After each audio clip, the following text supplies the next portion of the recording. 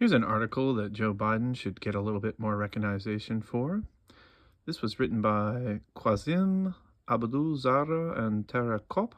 Wrapping up mission, U.S. troops will leave some long-standing bases in Iraq under the New Deal, by the AP Associated Press. This was updated through 2 hours ago. In my channel, Mcluvin, I couldn't do a mini short because this is something that needs to be covered. This is not my source. I will post the source of the information for this article with the respected article whom wrote this. So, as you see here, the U.S. has announced the agreement with the Iraq government Friday to wrap up military mission in Iraq of an American-led coalition fighting with the Islamic State group by the next year. We're proceeding through from 24 to 2025. You can already figure that from that first statement right there.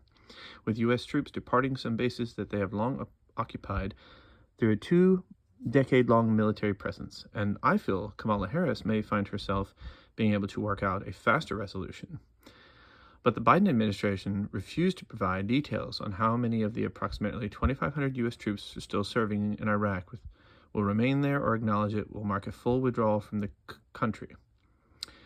The statement here says, I think it's fair to say that our footprint is going to be changing with the country, Pentagon Deputy Press Secretary Sabrina Singh told reporters Friday, without providing specifics.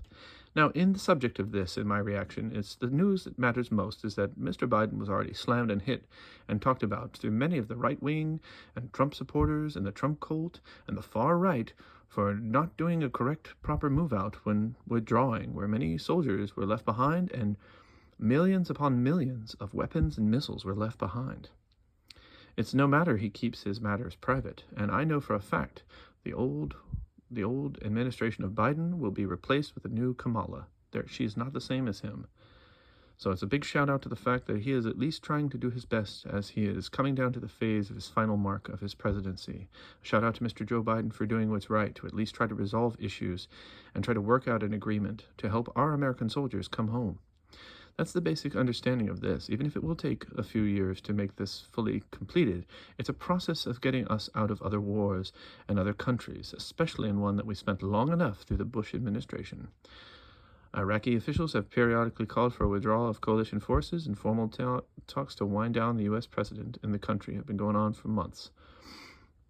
If you need to read further into this, you can, certainly. I find this very interesting. You can find some criticism in this. It's certainly not perfect. Biden's not perfect, but he is certainly not for this far-right extremism, settle back on the peddling of fear, and pushing our country to the anti-democracy of the Republic of America, which is what our country is known for. We represent a democratic republic, and we are proud to withhold that.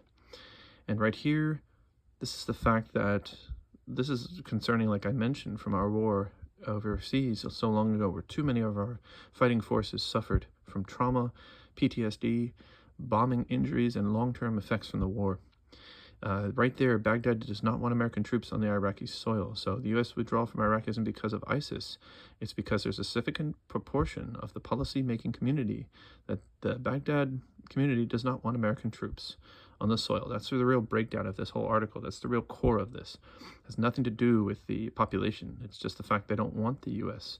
in their country. And who else would honestly be surprised? I've actually mentioned this in a previous video. It's so hypocritical of Putin to be stormtrooping through and destroying Russian soldiers, and for his own wife, Melania, to be coming out and saying that it was responsibility of the Democrats and the media for his attacks and the threats on Donald Trump's life. Absolute nonsense. And it's true that since Saddam Hussein has been destroyed, even then still his old regime, he went and hid massive stash of weapons of mass destruction. But such weapons never materialized. That proves right there that we went over to war more so for oil. And that's an old-time fact right there in this little mini educational bit that I'm doing from my understanding of what, even if it doesn't say it, they say right there that such weapons never materialized. You can draw your own conclusion.